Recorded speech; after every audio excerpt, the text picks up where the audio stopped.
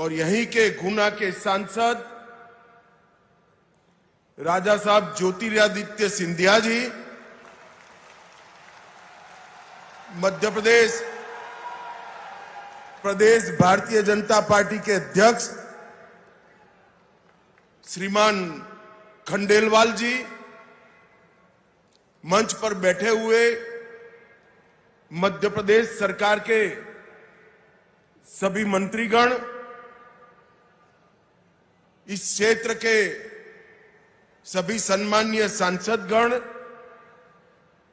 विधायकगण और आज कार्यक्रम के उत्सव मूर्ति ऐसे सभी उद्योजक जिन्होंने इस क्षेत्र में निवेश कर इस क्षेत्र को रोजगारी से युक्त बनाने का काम किया है और आज इस विशाल कार्यक्रम में इस कार्यक्रम का अंततोगत्वा फायदा जिनको पहुंचने वाला है, ये पूरे क्षेत्र की प्यारी जनता का मैं हृदयपूर्वक प्रणाम करना चाहता हूं। सबसे पहले एक ग्वालियर क्षेत्र जिसने अनेक सदियों तक भारत को कई मायने में कई क्षेत्रों में ऊर्जा और गति देने का काम किया है। जब मुगलों के सामने लड़ना था तब यहीं से लड़ाई की शुरुआत हुई। यहीं पर एक बड़ा थाना दिल्ली के मुहाने पर लगाया गया और हमेशा हमारे भारत के स्वराज को बल देने का काम हुआ।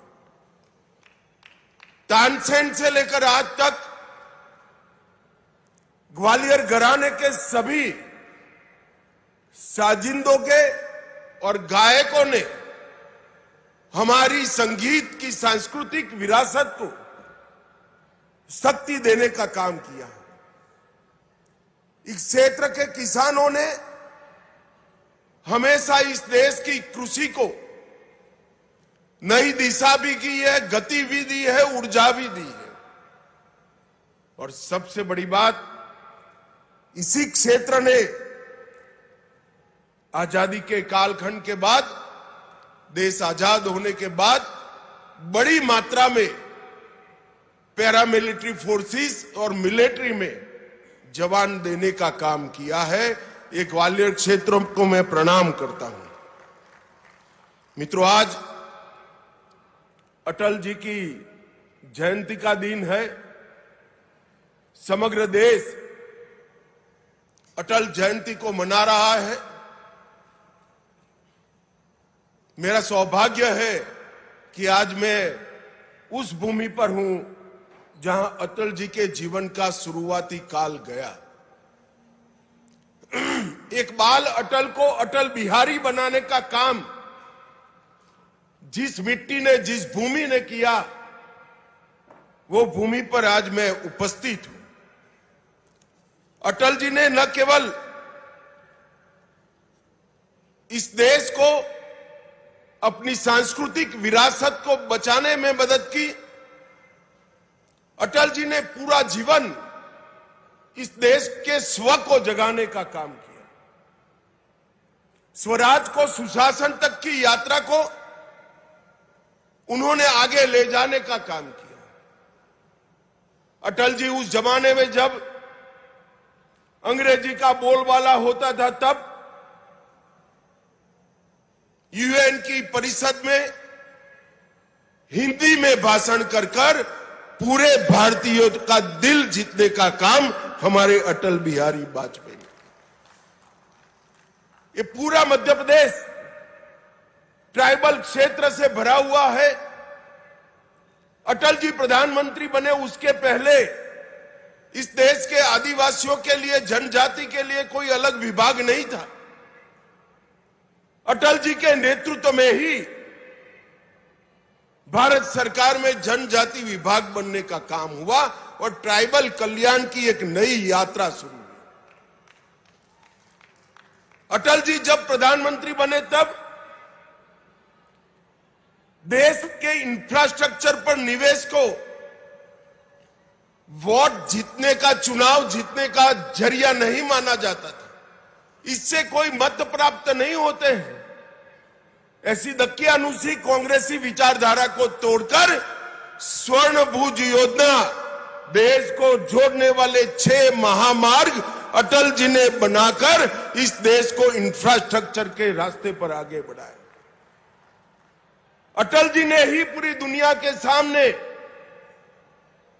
परमाणु शक्ति शांति के लिए भी बन सकते हैं, इसका सिद्धांत प्रस्तावित कर दुनिया भर के दबाव के विरुद्ध में जाकर भारत को आणविक शक्ति बनाने का काम सम्माननीय अटल जी ने किया। जब कारगिल में घुसपैठिए घुसे, दुनिया भर का दबाव था कि अंतर्राष्ट्रीय मंच पर जाकर पाकिस्तान से चर्चा कर जाए। अटल जी ने बड़ी फर्मनेस के साथ किया, कहा कि हमने शांति का प्रयास कर दिया, हमारे साथ धोखा हुआ है, अब पाकिस्तान से चर्चा तब तक नहीं हो सकती जब तक एक एक घुसपैठिया भारत से खदेड़ दिया नहीं जाएगा। और कारगिल विजय एक प्रकार से अटल जी के कालखंड का एक दृढ़ निश्चयी नेतृत्व का परिचायक बना। अटल जी महान वक्ता थे,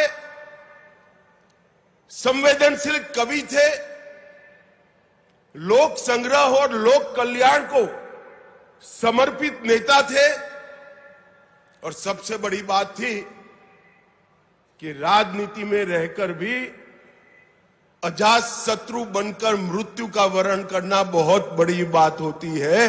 पूरा जीवन इनको अजात शत्रु माना गया। इनके विरोधी भी अटल जी के विरुद्ध में कुछ नहीं बोल सकते। दल के लिए तो बोलते थे, अटल जी के लिए नहीं बोल सकते।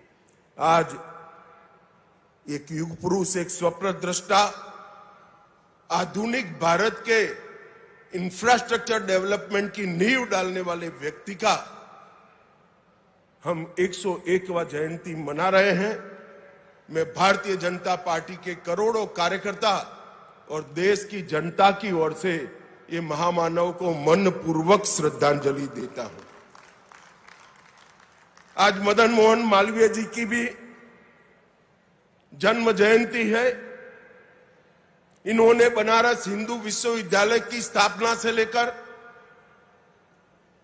गांधी जी के सहयोगी के रूप में, बाद में हिंदू महासभा के सृजन में, और हिंदू विचार को, जो इस देश का मूल विचार है, इसको कोई संकोच के बगैर देश में प्रस्तावित करने का प्रयास किया। बाद में आगे चलकर वो ही बनारस हिंदू विश्वविद्यालय अनेक नेताओं को दिया जिन्होंने इस विचार को आगे बढ़ाया। भारत रत्न महामना मदन मोहन मालवीय जी को भी मैं हृदय पूर्वक श्रद्धांजलि देना चाहता हूं। मित्रों, आज भारत रत्न श्री राजगोपालाचारी राजा जी का भी पुण्यतिथि का दिन है। एक ही दिन में 2 भारत रत्न की जन्म जयंती और एक की पुण्यतिथि, ये दिन भी कोई विशेष प्रकार का दिन लगता है। मैं उनको भी मनपूर्वक श्रद्धांजलि देकर मेरी बात को आगे बढ़ाना काम करता हूं। मित्रों, मैं बहुत लंबी बात नहीं करना चाहता।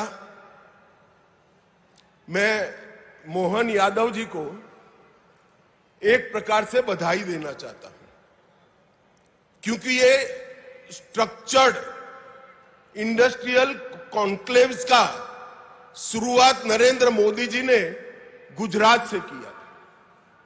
वाइब्रेंट गुजरात के नाम से इंडस्ट्रियल समिट को आयोजित करने की एक वैज्ञानिक शुरुआत नरेंद्र मोदी जी ने की, और उसमें राज्य के कैपिटल के अंदर एक बहुत बड़ा इंडस्ट्रियल समिट होता था, और राज्य में निवेश आता था। बहुत अच्छा प्रयास था, सफल भी हुआ, मगर मोहन यादव जी ने एक नई शुरुआत की है कि राज्य के संतुलित विकास के लिए क्षेत्रीय निवेश कॉन्क्लेव की शुरुआत की। ये मध्य प्रदेश के अंदर सभी क्षेत्रों में जो कॉन्क्लेव करने का और निवेश के भूमि पूजन के कार्यक्रम करने का इन्होंने शुरुआत किया है, वो सभी राज्यों में आने वाले दिनों में राज्य के संतुलित विकास के लिए बहुत फायदा करने वाले हैं। देखने में जब देखते हैं तब अमाउंट छोटे छोटे दिखते हैं, जैसे आज 2 लाख करोड़ का निवेश हो रहा है, मगर किसी को मालूम नहीं है कि 2 लाख करोड़ का निवेश इस क्षेत्र के लिए कितना बड़ा है, इस क्षेत्र की जनता के लिए कितना बड़ा है। राज्य का अगर संतुलित विकास नहीं होता है तो राज्य आगे नहीं बढ़ते हैं, क्योंकि हर क्षेत्र में एक पोटेंशियल पड़ा है। जैसे यहां पर मालवा और ग्वालियर चंबल के क्षेत्र में बहुत पुराना किसानों का उत्पाद कपास रहा, जाते जाते जाते विसरता गया, क्योंकि इसके उचित दाम नहीं मिलते थे। अब पीएम मित्र पार्क आया, तब वही परंपरागत क्षेत्र में निवेश पीएम मित्र पार्क ने किया और आज फिर से किसानों के लिए कपास एक मुनाफे का क्रॉप बनकर रहेगा। इस तरह से मध्य प्रदेश की सबसे बड़ी विशेषता है उसका भौगोलिक लोकेशन। आधे भारत को सप्लाई बहुत कम ट्रांसपोर्टेशन की कॉस्ट के साथ किया जा सकता है, मगर उसका 100% दोहन तभी हो सकता है कि मध्य प्रदेश में सिमेट्रिकली इंडस्ट्री लगे। जो दक्षिण से जुड़े राज्य है, जिले हैं, वहां भी इंडस्ट्री लगे। दिल्ली से जुड़े जिले हैं, नजदीक है, जैसे हमारा ग्वालियर है, वहां पर भी इंडस्ट्री लगे। पश्चिम से जुड़े क्षेत्र है, धार झाबुआ, वहां पर भी इंडस्ट्री लगे। तभी जाकर ये भौगोलिक लोकेशन का बड़ा फायदा मध्य प्रदेश को मिलता है। मोहन जी ने सोच समझकर ही किया होगा, मगर मैं इनको बहुत बधाई देना चाहता हूं कि आपकी क्षेत्रीय इन्वेस्टमेंट समिति ने मध्य प्रदेश के चहुमुखी विकास का बहुत बड़ा नींव डालने का काम किया है। यहां ग्वालियर से जुड़ी 14 विकास के कार्यों की भी लोकार्पण और भूमि पूजन हुए और मध्य प्रदेश को विकास का रास्ता दिखाने का काम एक प्रकार से भारतीय जनता पार्टी ने किया है। एक जमाने में दिग्विजय सिंह का शासन था, मध्य प्रदेश बीमारू शासन बनकर रह गया, बीमारू राज्य बनकर रह गया। शिवराज जी ने मध्य प्रदेश पर से बीमारू का टैग हटाया, वो भारतीय जनता पार्टी के लंबे समय रहने वाले मुख्यमंत्री बने और अब मोहन यादव जी शिवराज जी से भी ज्यादा ऊर्जा के साथ इसको आगे बढ़ाने का काम कर रहे हैं। इससे निश्चित रूप से मध्य प्रदेश अब विकसित राज्य बनेगा। यहां शानदार हाईवे बन चुके हैं, मां नर्मदा का पानी पूरे क्षेत्रों तक पहुंचाने का काम किया है। सिंचाई के रकबे में 17% वृद्धि हुई है और पंजाब और हरियाणा को छोड़कर लगातार पीछे छोड़कर लगातार 7 बार कृषि कर्मण अवार्ड अपने मध्य प्रदेश ने जीता है। जो पहले मैंने कहा, मध्य प्रदेश के भौगोलिक परिस्थिति का जो एडवांटेज है उसका 100% एक्सप्लोरेशन करने के लिए, दोहन करने के लिए एक multi modal logistic park Indore में बनाया जा रहा है और आज मध्य प्रदेश का ये मल्टी मॉडल लॉजिस्टिक पार्क देश भर में उत्पाद करने वाली सभी कंपनियों को अपना गोडाउन बनाने के लिए, अपना एक हब बनाने के लिए आकर्षित कर रहा है। एक जमाने में मध्य प्रदेश बिजली के क्षेत्र में नेगेटिव राज्य माना जाता था। आज मध्य प्रदेश के पास सरप्लस बिजली है। स्वच्छता में भी मध्य प्रदेश ने पूरे देश को पीछे छोड़ा है। यहां मेट्रो के परिचालन में पूरे भारत में सबसे कम लागत अगर कहां आती है तो हमारे मध्य प्रदेश में आती है। स्टार्टअप के क्षेत्र में भी मध्य प्रदेश ने बहुत अच्छा काम किया है। Agriculture, food processing, mineral based industries, renewable energy, logistic, textile, pharma, IT, tourism, हर क्षेत्र में इंडस्ट्री भी लगी है और स्टार्टअप भी बना है। और कुछ स्टार्टअप तो लगभग 50% स्टार्टअप हमारी महिलाएं, हमारी बच्चियां चला रही हैं। और मध्य प्रदेश एक प्रकार से 4,57,000 नई एमएसएमई इकाइयां सिर्फ एक साल में रजिस्टर करने का पूरे भारत में रिकॉर्ड स्थापित किया है। इससे मध्यम और लघु और कुटीर उद्योग में मध्य प्रदेश पूरे भारत का हब बनने जा रहा है। और अब स्टार्टअप और इनोवेशन से इसको नई ऊंचाई मिलने वाली। पहले मैंने पीएम मित्र पार्क की बात करी। मित्रों, पीएम मित्र पार्क 5F विजन से बना है, जो किसानों को अपनी उपज का उचित दाम देने के लिए भी काम करता है। Farm to fibre, fibre to factory, factory to fashion और फैशन टू फॉरेन एक्सपोर्ट तक की व्यवस्था ये पूरे पीएम मित्र पार्क में। और सबसे बड़ा पीएम मित्र पार्क देश में कहीं लगा तो हमारे मध्य प्रदेश में लगा है। इससे न केवल किसानों को फायदा होगा,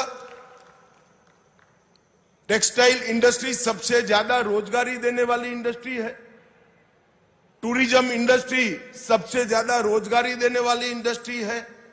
और टेक्सटाइल और टूरिज्म दोनों के लिए अनुकूल संरचना अपने मध्य प्रदेश में बन रही है। और ईज ऑफ डूइंग बिजनेस में भी मध्य प्रदेश ने बहुत अच्छा काम किया है। मित्रों, आज मैं यहां आया हूं तब मोदी जी के नेतृत्व में अनेक ऐसे नए क्षेत्रों की नींव डाली जा रही है, जिससे इस देश को आने वाले दिनों में नए क्षेत्रों में ग्लोबल लीडर बनने का मौका मिलेगा। अभी अभी हमारा फॉरेक्स रिजर्व $700 बिलियन के रिकॉर्ड स्तर को पार कर गया है। मित्रों, हमने सेमीकंडक्टर इंडस्ट्री में भले देर से ही सही मगर धमाकेदार एंट्री की है। और देखते देखते देखते सेमीकंडक्टर क्षेत्र में हम न केवल आत्मनिर्भर बनेंगे, हम इसका निर्यात भी करने की शुरुआत कर देंगे। हमने डिजिटल इंडिया के माध्यम से सबसे कम समय में सबसे ज्यादा विकास किया है। लगभग मोदी जी प्रधानमंत्री बने तब इस देश में 7 करोड़ इंटरनेट के उपभोक्ता थे, ओनली 7 करोड़।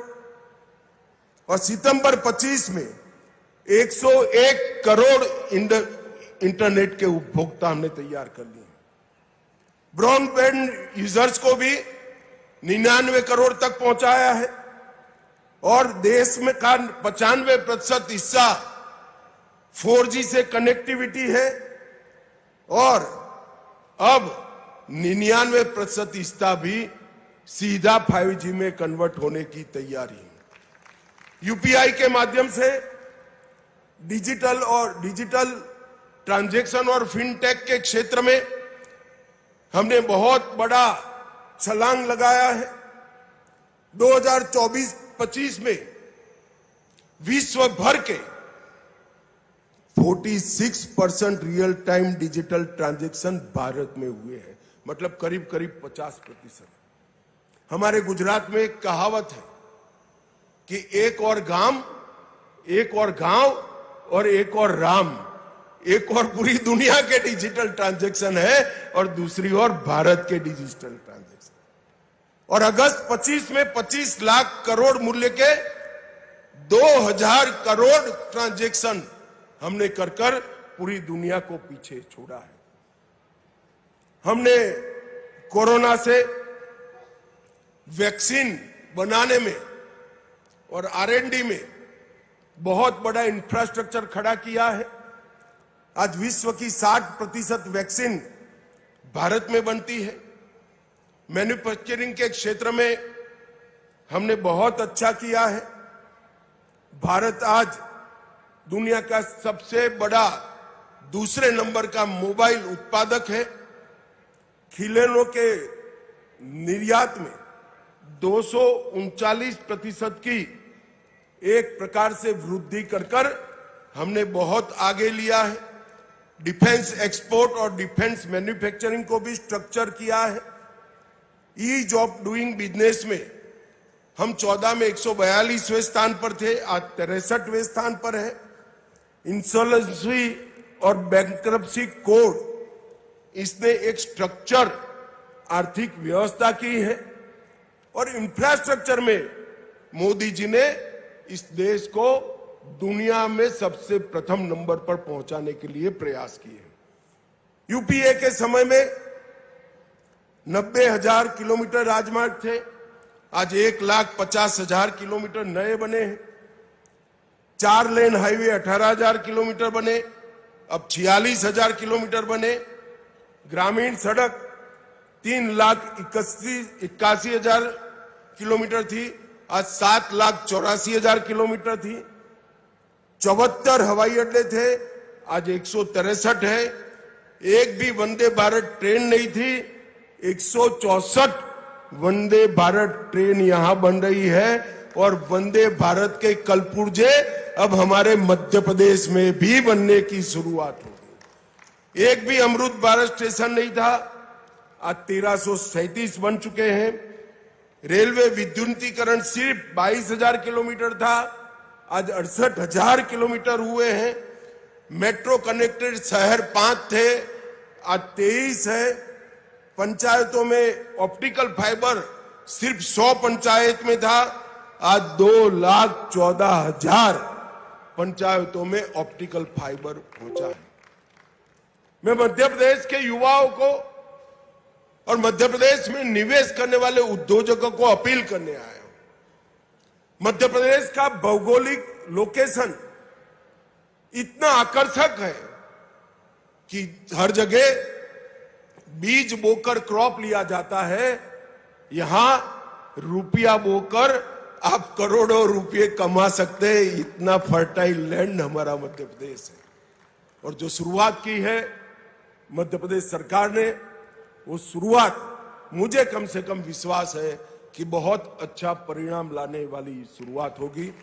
जब राज्य क्षेत्रीय संतुलन से विकास करता है तो इसका सबसे ज्यादा फायदा राज्य की जनता को और उद्योजकों को होता है, क्योंकि क्षेत्रीय विशेषता वाली इंडस्ट्री जब डेवलप होती है तो वो सस्टेन होती है, वो सफल होती है। और ये नया विचार मध्य प्रदेश के लिए शुभ हो। और जिन लोगों ने इन्वेस्टमेंट किया है उनको भी मेरी बहुत बहुत शुभकामनाएं हैं, साधुवाद है। और आप सभी को ग्वालियर के पूरे क्षेत्र की समृद्धि के लिए अटल जी की जन्म जयंती पर एक बहुत बड़ा कार्यक्रम हुआ, इसकी अनेक अनेक शुभकामनाएं। वंदे मातरम। हृदय से कोटि कोटि आभार है माननीय केंद्रीय गृह मंत्री जी, आपके मार्गदर्शन के लिए और आपके विश्वास के लिए। और इसी भरोसे के साथ मध्य प्रदेश अग्रणी बनेगा। बहुत बहुत आभार। और आप सभी के लिए विशेष सूचना कि प्रदर्शनी का अवलोकन आप सभी करिएगा। और विशेष धन्यवाद माननीय केंद्रीय